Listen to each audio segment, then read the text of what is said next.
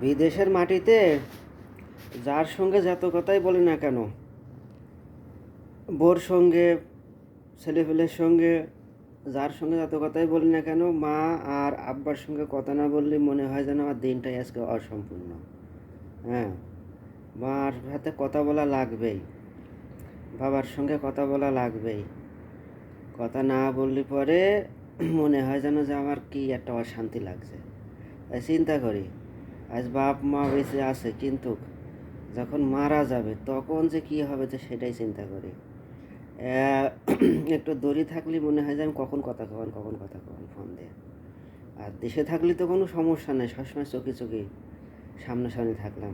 কিন্তু বিদেশে